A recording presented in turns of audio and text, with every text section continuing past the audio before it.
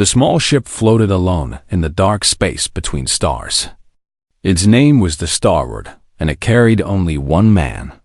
Lieutenant Daniel Hayes sat in the pilot's seat and watched the warning lights flash red across his control panel. The engine was dying. He had maybe 2 hours before everything shut down. Daniel was 32 years old with brown hair and tired eyes. He had been a patrol officer for 7 years, flying the same routes along the outer rim of human space. It was boring work, but he liked it. No drama, no politics, just him and the stars. But today was different. Today his ship had decided to break down in the worst possible location. He looked at the navigation screen and felt his stomach drop.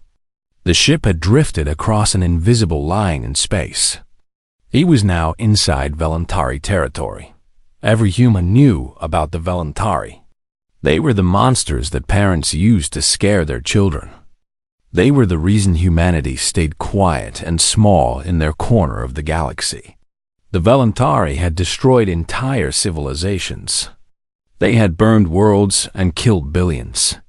They ruled over 17 star systems, and every other species paid them tribute or died. Daniel tried to restart his engine. Nothing happened. He tried again. The ship made a sad sound and went silent. He sat back in his chair and laughed. It was not a happy laugh. It was the laugh of a man who knew he was about to die. For 30 minutes, he tried everything.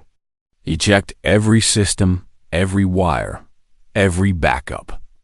Nothing worked. The Starboard was dead, and so was he. Then the sensors screamed. Daniel looked up and saw them coming. 3 Voluntari warships, each one bigger than a city, moved toward him like sharks swimming toward blood. They were beautiful in a terrible way, all sharp angles and glowing purple lights. He had never seen anything so frightening in his life. His radio crackled. "Human vessel," a cold voice said. "You have entered sovereign Voluntari space. Prepare to be boarded.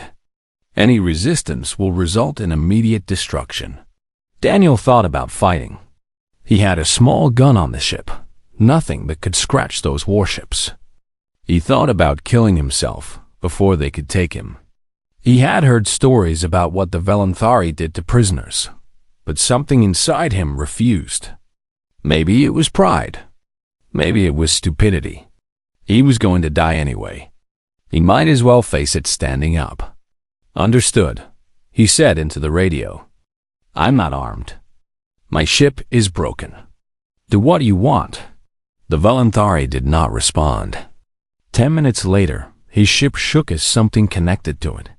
The airlock opened, and they came inside. Daniel had seen pictures of Voluntari before, but pictures did not prepare him for the real thing. They were tall, almost 12 feet, with scales that shimmered like oil on water. Their eyes glowed soft gold, and their faces showed no emotion at all.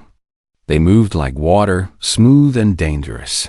4 of them grabbed him without speaking. They put metal cuffs on his wrists and dragged him out of his ship. He did not fight. There was no point. They took him to the largest warship. Inside, everything was dark and grand. The walls were made of black stone, and strange lights floated in the air like captured stars. Daniel felt very small and very human. They walked for what felt like hours through endless hallways. Other Voluntari watched him pass. Some looked curious. Most looked hungry. Finally, they reached a massive door. It opened slowly, and Daniel was pushed inside. The throne room was bigger than anything he had ever seen. It could have held 1,000 people and still felt empty. At the far end, on a throne made of something that looked like frozen lightning, sat the queen. Queen Cyrillith was different from the others. She was taller, almost 14 feet, and her scales were pure white with veins of gold running through them. Her eyes burned like twin suns, and when she looked at Daniel, he felt like she could see every thought he had ever had.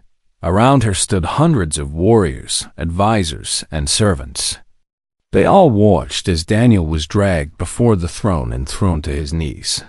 The room was silent. Daniel could hear his own heart beating. An advisor stepped forward.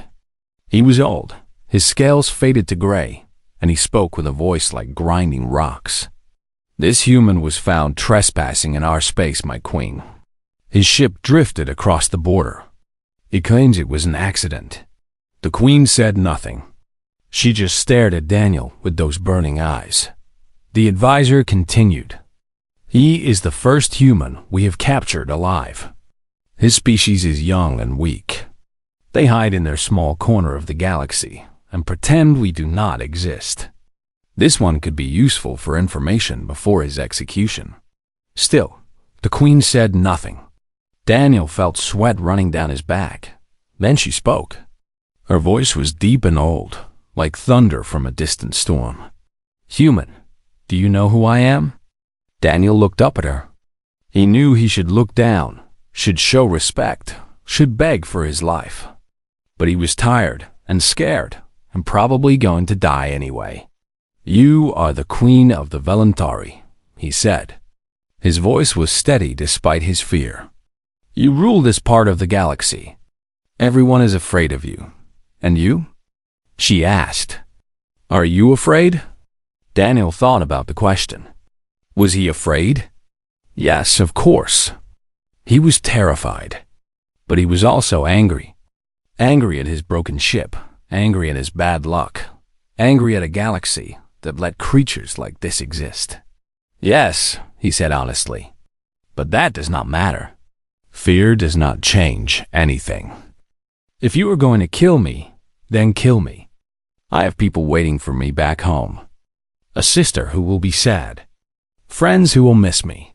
But they will move on. Humans always do. The room went completely silent. The advisor's mouth fell open. The warriors looked at each other in shock. No one spoke to the queen like that.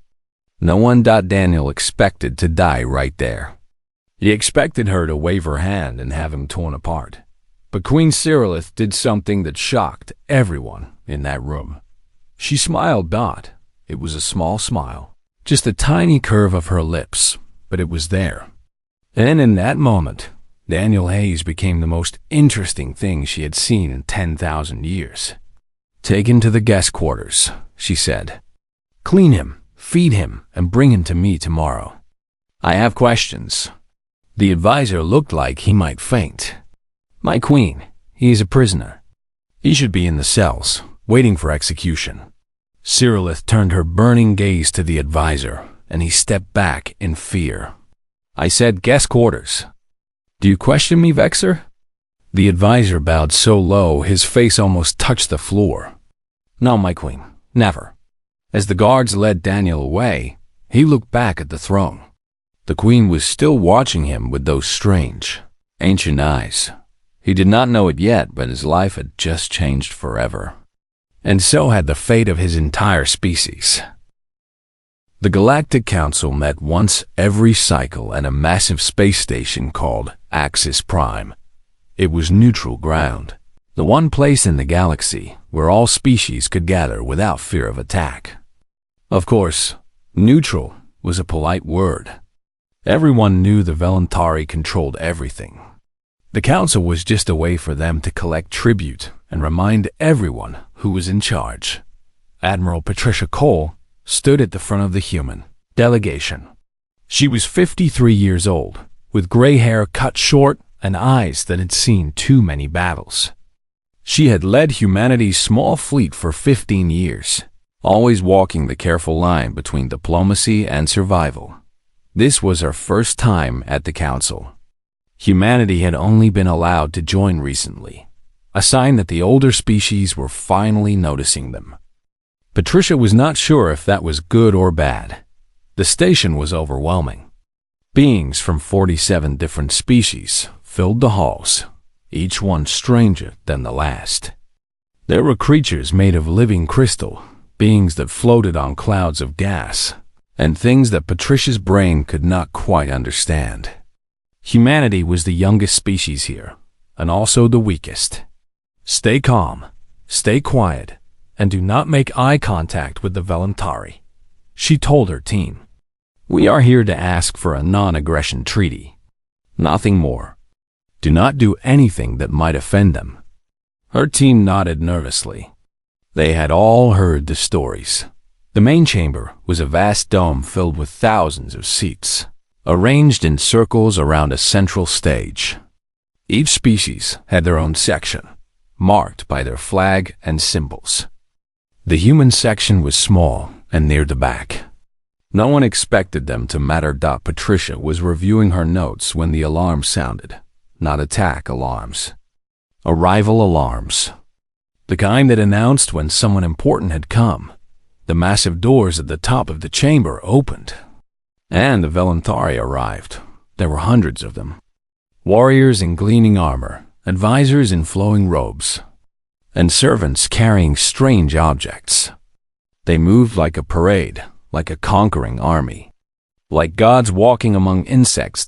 And at the front, on a floating throne that pulsed with purple light, sat Queen Zwiraith. Patricia had seen pictures of the queen, but nothing prepared her for the real thing. The queen was enormous and terrifying and beautiful in a way that hurt to look at. Her white scales glowed softly, and her golden eyes scanned the room like she was counting the souls inside. But that was not what made Patricia's heart stop. Next to the throne, walking calmly beside the most feared being in the galaxy, was a human man. He was wearing clothes that marked him as part of the royal household. He was clean and healthy and did not look like a prisoner. He looked like he belonged there. Patricia grabbed the arm of her assistant. "Who is that? Is that one of ours?" The assistant checked his datapad with shaking hands. "Lieutenant Daniel Hayes. He went missing 3 months ago during a patrol. His ship was never found. We assumed he was dead." Patricia watched as Daniel took his place beside the Queen's throne. He did not look scared. He did not look tortured. He looked comfortable. What had happened to him? The council began with the usual ceremonies. Species approached the central stage to pay tribute to the Voluntari Empire. They brought gifts, made promises, and spoke words of loyalty. It was pathetic, but it was how things worked. You paid, or you died. Humanity's turn was near the end. Patricia walked to the stage with her head held high. She had prepared a careful speech, asking for peace, promising cooperation, offering trade deals. But before she could speak, the Queen raised one hand. The entire chamber fell silent. "The humans will wait," Cyrilith said. Her voice filled every corner of the room. "I have something to say first." Patricia stepped back, her heart pounding. This was not normal. The Queen never interrupted the tribute ceremonies. SY, our ally, rose from her throne. She was even more terrifying standing up, 14 feet of power and ancient might. "For 10,000 years, I have ruled this galaxy," she began. "I have conquered worlds, crushed rebellions, and destroyed any who challenged my power. Every species in this room knows what happens to those who oppose me." The delegates shifted nervously. Some looked like they wanted to run. "Today I make a new declaration." The Queen turned and looked directly at Daniel. He met her gaze without flinching. "This human," she said, pointing to him, "belongs to me. He's under my protection, now and forever." Whispers erupted throughout the chamber. Patricia felt like she might faint, but the Queen was not finished. "And because he is mine, his species is also under my protection. From this day forward, any action against humanity, any threat, any insult, any slight will be considered a direct attack on my crown. I will respond to such attacks with the full force of my empire." The whispers became shouts. Delegates argued with each other. Some species looked furious. Others looked terrified. Patricia stood frozen on the stage. She had come to ask for a treaty. Instead, she had witnessed something that would reshape the galaxy. A voice cut through the noise. It came from the Keth Dominion section, where a tall, insect-like being had stood up. His name was Lord Grethix, and he was one of the most powerful beings outside the Valenthori Empire. "This is madness," he declared. "You would shield an entire species because of one pathetic creature? The humans are weak, worthless, barely worth noticing. This declaration makes a mockery of Valenthari strength." The chamber went silent again. Everyone stared at Grethix. No one spoke to the queen like that. No one. Cyrillith turned her burning gaze to the Keth Lord. Her face showed no anger, no emotion at all. That made it more frightening. "You question my decision, Lord Grethix?" Grethix stood tall, his pride overcoming his fear. "I do. The Keth Dominion has been planning to expand into human space. They have resources we need. I will not abandon those plans because of your strange affection for a pet." The last word hung in the air like poison. Daniel stepped forward. "Perhaps the Lord would like to say that to my face." Every eye in the chamber turned to him. The small human, standing before a being 3 times his size, showed no fear at all. Grethix laughed. "The pet speaks. How amusing." "I am not a pet," Daniel said calmly. "And humans are not weak. We have survived everything this universe has thrown at us. We will survive you too." Grethix opened his mouth to respond, but the queen spoke first. Enough. One word, but it carried the weight of empires. "Lord Grethix, you have insulted me, questioned my authority, and threatened something I have claimed as my own. There will be consequences." She turned to her advisor, Vexer. "Send a fleet to the Keth border. Destroy their 3 outer worlds. Leave nothing alive." Grethix's face went pale. "You cannot. The treaties... There are no treaties that protect those who defy me. You should have remembered that." Guards moved toward the Keth delegation. Grethix tried to run, but they caught him easily. "As for you," the queen said, "you will watch your worlds burn. Then you will be executed. Let this be a lesson to anyone else who thinks my words are empty." The guards dragged Grethix away. His screams echoed through the chamber until they faded into silence. Cyrillith returned to her throne. She looked out at the assembled delegates, her face calm and cold. "Does anyone else wish to question my declaration?" No one spoke.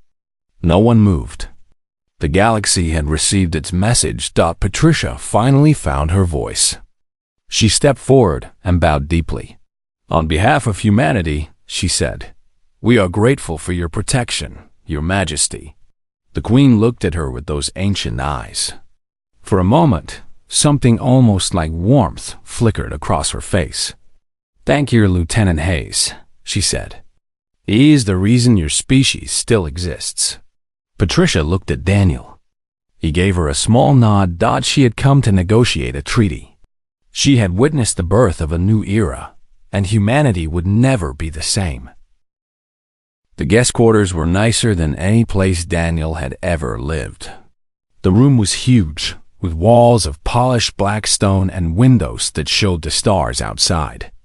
The bed was soft and warm, made for a being twice his size but comfortable enough.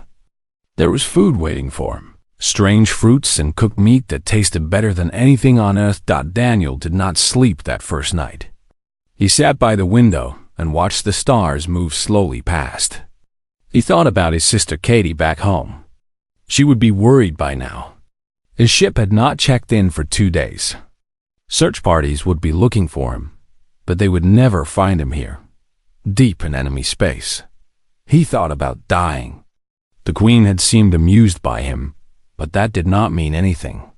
She might kill him tomorrow for fun. He had heard that the Valenthari enjoyed watching lesser beings suffer, but morning came, and he did not die. Instead, 2 servants arrived to clean him and dress him in new clothes. The clothes were simple dark fabric that felt like silk against his skin. They did not speak to him. They barely looked at him. To them, he was just an animal that their queen had decided to keep. They led him through the palace to a smaller room. It was still grand by human standards, with floating lights and strange art on the walls. The queen was waiting for him. She sat on a smaller throne, her massive body relaxed but still powerful. Without her full court around her, she seemed almost normal. Almost. "Sit," she said, pointing to a chair across from her. Daniel sat. The chair was too big for him, and his feet did not touch the floor. He felt like a child. "You are not afraid today," the queen observed. "Why?" Daniel shrugged. "I figured if you wanted to kill me, you would have done it already. So either you want something from me, or you are just curious. Either way, being afraid will not help." The queen studied him for a long moment. Her golden eyes moved across his face like she was reading a book. "Your species is young," she said. "You have only been in space for 300 years. In that time, you have stayed quiet and small. You do not fight. You do not expand. You hide. We are not stupid," Daniel said. "We know what is out there. We know what you are. Fighting would just get us killed faster, so you are cowards." Daniel felt a flash of anger. "No, we are survivors. There is a difference." The queen tilted her head. "Explain." Daniel thought about how to answer. He had never been good with words, but something told him this moment was important. "On Earth, our home world, we have many different animals. Some are strong, like lions and bears. They fight everything and fear nothing. But they are not the most successful species. Do you know what is?" The queen said nothing, waiting. "Small creatures," Daniel continued. "Rats, insects, bacteria, things that hide and adapt and survive. They were on Earth long before the strong animals came, and they will be there long after those animals are gone. Strength is impressive, but survival is what matters." The queen was silent for a long time. Daniel wondered if he had said something wrong. Then she laughed on. It was a strange sound, deep and rumbling, like rocks falling in a cave. Daniel had never heard anything like it. "You compare your species to insects," she said. "And you say this with pride." "I say it with honesty," Daniel replied. "We are small and weak compared to you. We know that. But we are still here. And we will still be here long after others are gone." The queen leaned forward, and Daniel forced himself not to lean back. "You are interesting, human. Most creatures grovel before me. They beg and cry and promise anything for their lives. But you sit there and talk about rats. Would groveling help? No. Then why waste the effort?" The queen smiled again. It was becoming less frightening each time she did it. Over the next few weeks, these meetings became regular. Every day, the queen would summon Daniel, and they would talk. She asked him about everything. About Earth, about human history, about their wars and their art and their food. Daniel answered as honestly as he could. He learned things about her too. She was old, over 10,000 years by human counting. She had been queen for most of that time. She had conquered worlds, destroyed fleets, and crushed rebellions. She was the most powerful being in the known galaxy, and she was lonely. She never said it directly, but Daniel could see it in her eyes. She was surrounded by servants who feared her, advisors who flattered her, and enemies who hated her. No one talked to her like a person. No one challenged her or made her laugh or said anything she did not expect, until Daniel. One day, she asked him about human relationships, about friendship and love and family. Daniel told her about Katie, about growing up together on a small colony world, about the fights they had and the times they helped each other. "She sounds annoying," the queen said. Daniel laughed. "She is. She is also the most important person in my life. That is what family is. You love them, even when they drive you crazy. Voluntari do not have such bonds. We are born, we compete, we rule, or we serve. There is no room for sentiment. That sounds lonely. The Queen's eyes flickered with something Daniel could not read. We do not feel loneliness. We are above such weakness. Daniel said nothing, but he did not believe her. As the weeks passed, he noticed changes in the palace. Servants whispered when he walked by. Guards watched him with curiosity instead of hunger. Even Vexer, the old advisor, began to treat him differently. Not with respect exactly, but with caution. One night, a young voluntary servant came to his room. She was smaller than the others, and her scales were pale blue. "You should be careful, human," she whispered. "The court is watching you. They do not understand why the Queen keeps you alive." "I do not understand it either," Daniel admitted. "Some say she is weak. Some say you have put a spell on her. They are looking for any reason to kill you." Daniel felt cold. "What should I do?" The servant shook her head. "Nothing.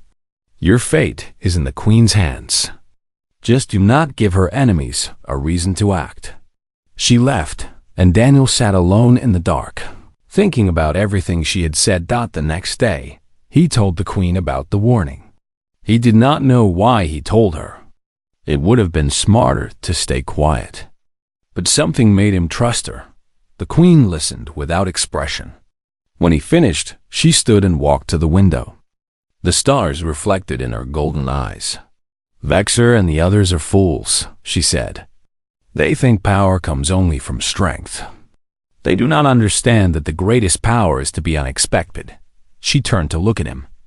"You have shown me something human. In all my years, no one has spoken to me as you do. You treat me as an equal, even though I could destroy you with a thought. You are not afraid to make me laugh. You are not afraid to disagree." Daniel did not know what to say. "I have decided something," the Queen continued. "I will not kill you. Not today, not ever. You are mine now, Daniel Hayes, and I protect what is mine." Daniel should have been happy. He was going to live. But something in her words made him uneasy. "What does that mean?" he asked. The Queen smiled, and this time there was something new in her eyes. Something that looked almost like warmth. "You will see," she said. "The galaxy will see." Daniel did not know it then, but the universe was about to change. And he was at the center of it all. The Keth border worlds burned for 3 days. Voluntary warships moved through the system like a storm of death. They destroyed military bases, civilian centers, and everything in between. The Keth fleet tried to fight back, but they were outmatched completely. It was not a battle. It was an execution. News of the destruction spread across the galaxy faster than light. Every species, every planet, every leader watched the footage and understood the message. The Queen's declaration was not just words. It was a promise of violence to anyone who dared challenge it. Lord Grethix was executed publicly. The video was broadcast to every corner of the galaxy. He died screaming, and no one came to save him. After that, no one questioned the Queen's decision again. At least not out loud. On Earth, the reaction was mixed. Some people celebrated. For the first time in their history, humanity was protected. They could expand, explore, and grow without fear of being crushed by a larger power. Others were worried. Being under the protection of a monster was still being under a monster. What if the Queen changed her mind? What if she decided humans were more useful as slaves than as allies? They were completely dependent on her now, for better or worse. Admiral Patricia Cole returned home to a storm of questions. The government wanted to know everything about Daniel Hayes. Who was he? How had he gained the Queen's favor? Was he a hero or a traitor? Patricia told them the truth. She did not know. She had spoken to Daniel briefly at the council, but he had been careful with his words. He seemed loyal to humanity, but he also seemed loyal to the Queen. It was confusing and frightening and hopeful all at once. Back on the Voluntary homeworld, Daniel was dealing with his own problems. the declaration had changed everything. Before, he had been a curiosity, a strange pet that the Queen kept around for amusement. Now he was something else entirely. He was a symbol, a representative of an entire species, the living proof of the Queen's favor. Some Valanthari respected this. They saw him as someone who had earned the Queen's attention through strength of character. Others hated him for it. They whispered that he had bewitched their Queen, that he was making her weak, that he was a danger to the Empire. Vexer was the leader of this second group. The old advisor had served the Queen for thousands of years. He had watched empires rise and fall. He had helped plan wars that destroyed civilizations. And now he was watching his Queen become attached to a creature that lived for less than 100 years. It was wrong. It was dangerous. It had to stop. One evening, Daniel was walking through the palace gardens when Vexer appeared in front of him. The old Valanthari looked tired and angry. "You should not be here, human," Vexer said. Daniel stopped walking. "The Queen gave me permission to go anywhere in the palace. The Queen is making a mistake. You are making her look weak. The other species are laughing at us. They say the great Valanthari Empire is now ruled by a human's heart." Daniel felt a flash of anger, but he kept his voice calm. "I did not ask for any of this. I was a patrol officer. I just wanted to go home." "Then go home," Vexer hissed. "Leave this place. Disappear.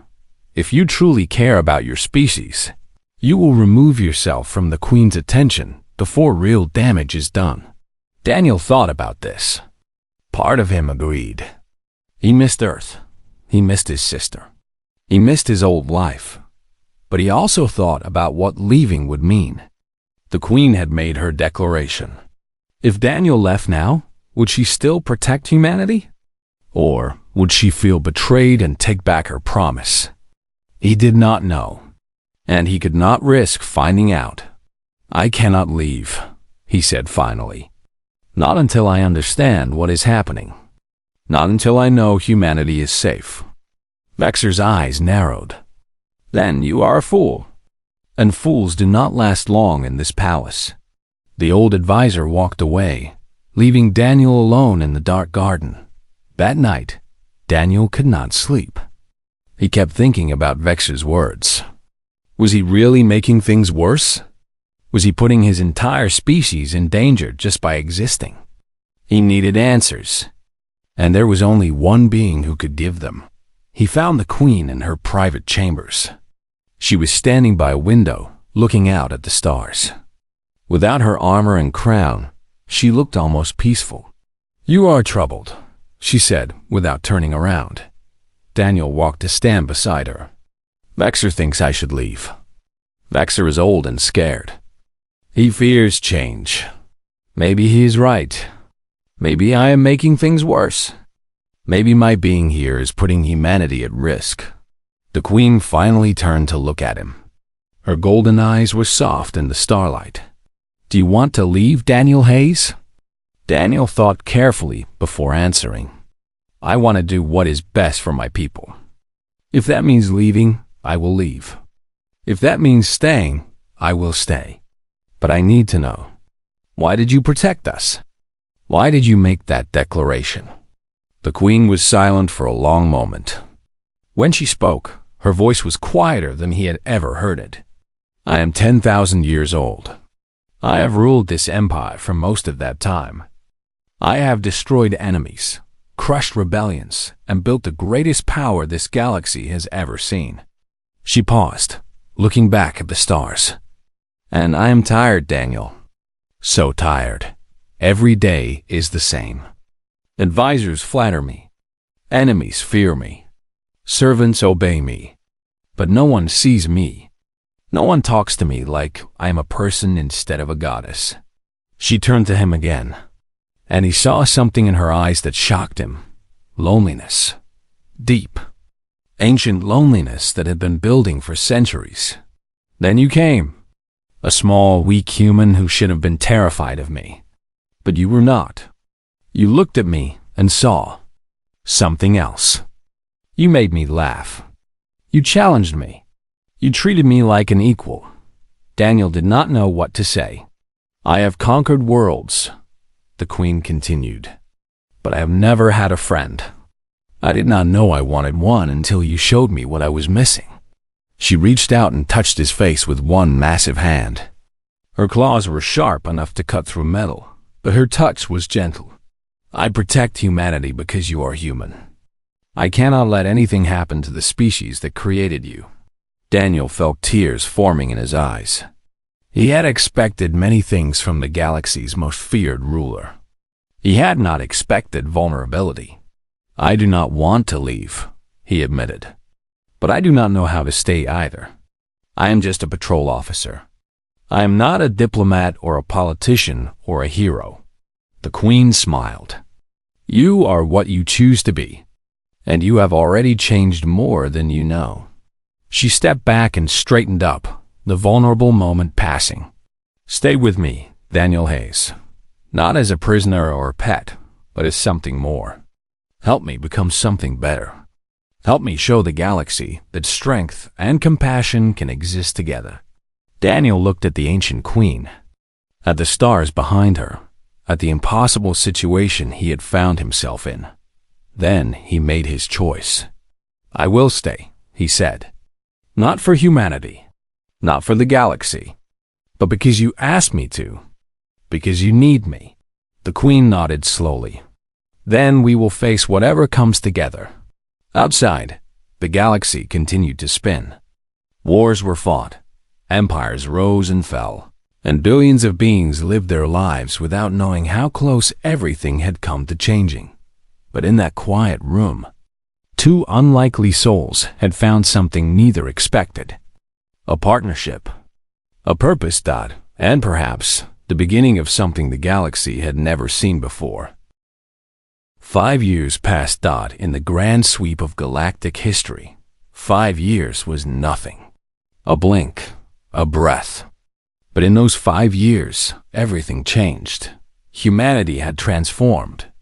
Under the Queen's protection, they expanded into territories that had once been forbidden to them. Colony ships landed on rich worlds. Miners extracted resources from asteroid belts. Scientists explored regions of space that humans had only dreamed about before. Earth became a center of trade and culture. Species that would never have noticed humans before now came seeking business deals and alliances.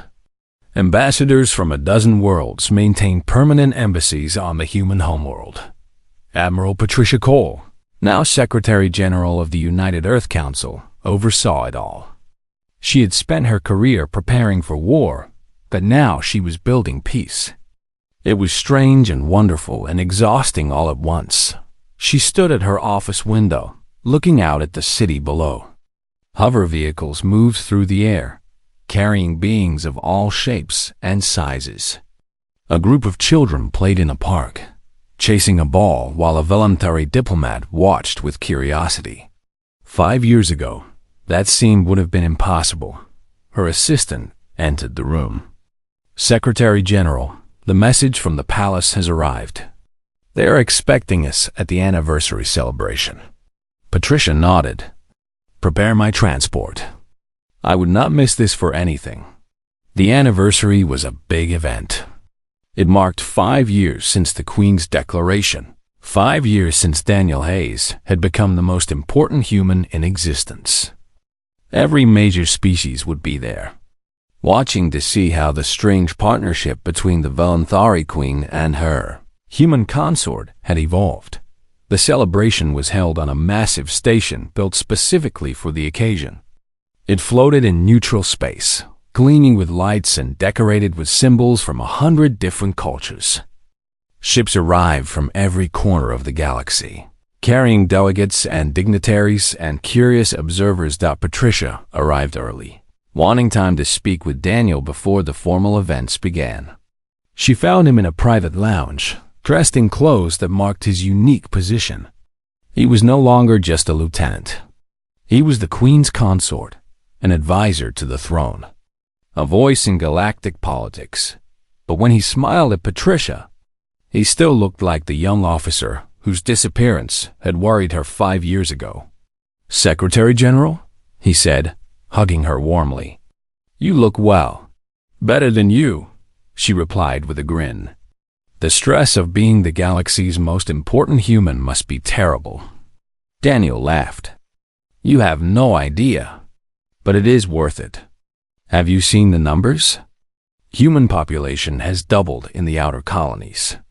Trade revenue is up 300%. We have more scientists, more explorers, more artists than ever before. All because one patrol officer was too stubborn to be scared." Daniel shrugged. "I was plenty scared. I just did not let it stop me." They talked for a while about old times and new challenges. Patricia told him about the political fights on Earth, the debates about humanity's new role in the galaxy.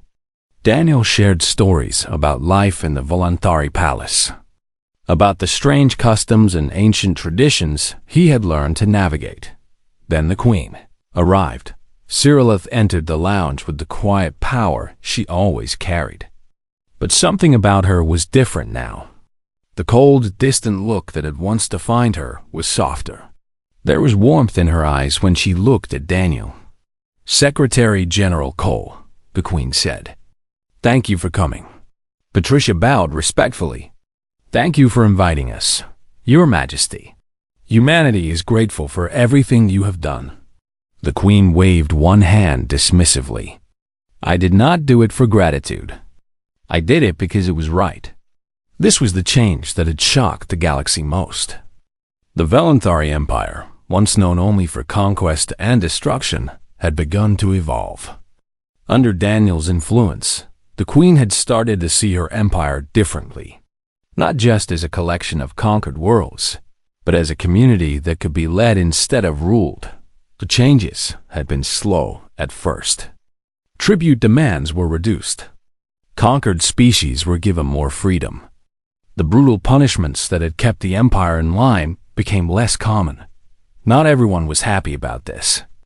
Old advisors like Vexer grumbled about weakness and decline. Some conquered species did not trust the changes and waited for the trap to spring.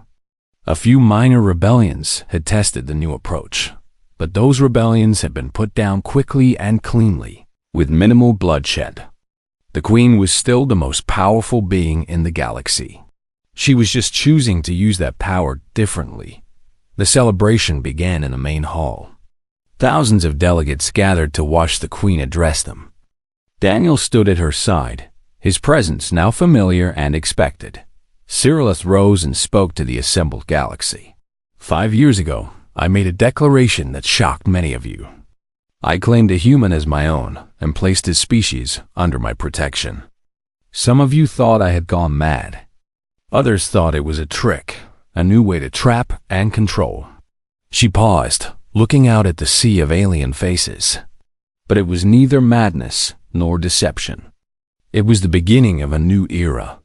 This human taught me something I had forgotten in 10,000 years of rule. True power is not measured in worlds conquered or enemies destroyed. It is measured in what you build, what you protect, and what you love. She looked at Daniel, and the entire galaxy saw the expression on her face. It was not the look of a master toward a pet. It was something far more equal, far more real. The galaxy feared us, she continued. And perhaps that was necessary once. But fear alone cannot build anything lasting. Fear crumbles. Fear breeds rebellion and hatred. Fear is the tool of the weak, not the strong. She turned back to the assembly. From this day forward, the Voluntari Empire will offer a choice to its subjects. Serve us willingly and share in our prosperity. Or go your own way, and we will not stop you. We no longer need slaves. We want partners. The hall erupted in noise. Some delegates cheered. Others shouted in confusion. A few simply sat in stunned silence, unable to process what they had heard. The Queen raised one hand, and the room fell quiet. This is not weakness. Make no mistake. Any who attack us, any who threaten what we protect, will face the same destruction we have always delivered. But conquest for its own sake is over. We have better things to do." She stepped back from the stage, and Daniel stepped forward. The galaxy watched as the small human faced them all. "5 years ago," he said, "I was nobody. A patrol officer on a broken ship, drifting into the wrong part of space. I expected to die. Instead, I found something unexpected. A queen who was tired of being alone. An empire that was ready for change. A chance to build something new." He took a breath. Humanity was young and weak and scared. We hid in our corner of the galaxy and hoped no one would notice us. But hiding is not living, and fear is not a future. He looked at his fellow humans in the crowd. Patricia stood among them, tears in her eyes. "Today, we are still young. We are still learning. But we are no longer hiding. We stand beside the most powerful empire in the galaxy, not as servants, but as equals. And we will help build a future that our ancestors could never have imagined." Daniel took the Queen's hand. 5 years ago, that gesture would have been punishable by death. Now it was a symbol of everything that had changed. "The galaxy is vast and old and full of dangers," he said. "But it is also full of possibility. Together, we can face whatever comes. Together, we can build something worth protecting." The applause that followed was thunderous. Not everyone joined in, but enough did to shake the walls of the station. After the ceremony, Daniel and the Queen stood alone on an observation deck. The stars spread out before them, countless points of light in the endless dark. "Do you think it will last?" Daniel asked. The Queen considered the question. "Nothing lasts forever. Empires rise and fall. Species evolve and die. Even stars burn out eventually." She turned to look at him. "But for now, we have built something good. Something that matters. And that is more than most beings ever achieve." Daniel nodded. He thought about his sister Katie, who had finally visited him last year. She had cried when she saw him, then yelled at him for worrying her, then cried again. It had been wonderful. He thought about Patricia and the other humans who were building a new future for their species. He thought about the countless beings across the galaxy whose lives had changed because of one accident, one meeting, one impossible connection. So what happens now? He asked. The Queen smiled. It was still strange to see, but he had grown to love it. "Now we continue. We face each day as it comes. We make choices that matter. We build something worth protecting." She took his hand again. Together. Daniel looked out at the stars.